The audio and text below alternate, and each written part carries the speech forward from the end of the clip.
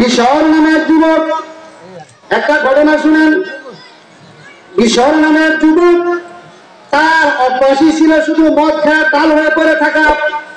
ওই জামানার সবচাইতে বড় একজন আল্লাহর ওলি, একজন আলেম হাসান বসরি রাহমাতুল্লাহি আলাইহি। হঠাৎ একদিন ওই বিশর মদের বার থেকে মদ পান করে নেশাগ্রস্ত হয়ে রাস্তা দিয়ে হাঁটতেছে। হাঁটতে হাঁটতে হঠাৎ করে দেখতেছে যে রাস্তার পাশে একটা কাগজের টুকরা দেখা যায়, সেখানে আরবি লেখা। সে জানেও না কি লেখা, শুধু দেখছে যে আরবি লেখা।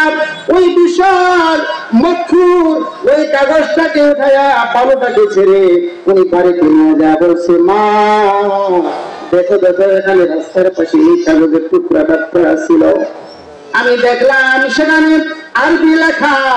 আরবি লেখার অবমাননা হবে, এই জন্য কাগজের টুকরাটা আমি তোমার দরবারে আনছি। মা তুমি দেখো তো কি লেখা আছে। মা বলে দেখে সেখানে লেখা আছে, বিসমিল্লাহির রাহমানির রাহিম। ওই কাগজের টুকরাটা বিশুর ধুয়ে সে এরকম উপরে হেফাজত করে রাখছে। আর ওই রাত্রেবেলা সে যখন আবার ওই মদ খাওয়ার জন্য যখন মদের পারে চলে গেছে, এইদিকে ওই রাত্রে ওই জামানার সবচাইতে বড় আল্লাহর ওলি হাসান বসরিকে আল্লাহ তাআলা স্বপ্নে দেখায়। স্বপ্নের মাধ্যমে আল্লাহ তাআলা ওই হাসান বসরিকে বলতেছে, ও হাসান যাও যাও অমুক মদের বারে যাও, সেখানে আমার একজন বন্ধু আছে, তাকে এই সুসংবাদটা জানায় দাও, তাকে মাফ করে দিছি, তাকে হেদায়েত দান করেছি, সে যেন আর কখনো এরকম মদের দ্বারা না যায়।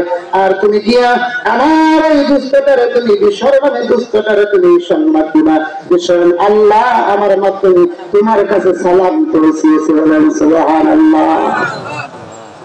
এবার হাসান বসরি ওই মদের বারের দরজার সামনে দাঁড়ানো, সবাই তো হতবাক, কি ব্যাপার?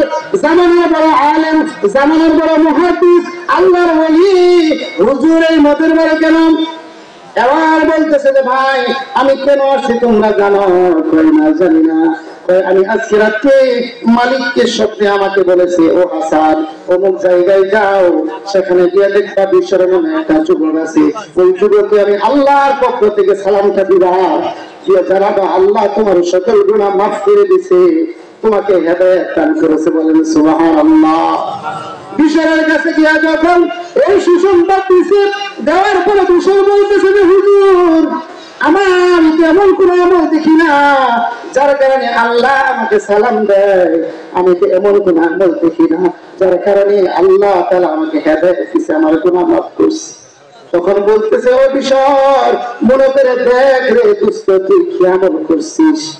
এবার বিশর বলতেছে যে, হুজুর কিছুদিন পূর্বে আমি বাড়িতে যাওয়ার সময় বিসমিল্লাহ লিখিত একটা কাগজের টুকরা রাস্তার পাশে পড়া ছিল, ওই কাগজের টুকরাটা আমি হেফাজত করেছিলাম, যার কারণে হইতে পারে আমার আল্লাহ তাআলা খুশি হয়ে আমাকে মাফ করে দিয়েছে, আর সেটা আপনার মাধ্যমে আমার কাছে সালাম পৌঁছেছে। আল্লাহ তাআলা যদি সামান্য একটা মদখুরকে যদি বিসমিল্লাহ হেফাজতের কারণে যদি আল্লাহ তাআলা হেদায়েত দিতে পারে, ও এলাকার যুবক তোমরাও কোরআনের পক্ষে কথা বলো, তোমরাও রাসূলের পক্ষে কথা বলো, তোমরাও দ্বীনের পক্ষে কথা বলো, তোমরা প্রত্যেকটা ক্ষেত্রে মসজিদমুখী হও, প্রত্যেকটা ক্ষেত্রে মাদ্রাসামুখী হও, তোমরাও কোরআন শিখা শুরু করো। কোনো র্যাব লাগবে না, কোনো পুলিশ লাগবে না, কোনো বিটিআর লাগবে না, কোনো কিচ্ছু লাগবে না, কোনো প্রশাসন লাগবে না, দুনিয়ার মহল্লার কোনো মন্ডল বা চেয়ারম্যান মেম্বারের মাধ্যমে কোনো হুমকি দামকে লাগবে না। ও যুবক তুমিও যদি কোরআনের পক্ষে কোরআনের ছোঁয়া লাগাইতে পারো, আল্লাহর কসম করে বলি তোমার হাত থেকে মদের বোতল ছড়বে, তোমার হাত থেকে ইয়াবা ধরে যাবে, তোমার হাত থেকে ওই হিরোইন ইত্যাদি দূর হয়ে যাবে। যাবে কি যাবে না? কিসের ছোঁয়া লাগাইতে হবে বলেন?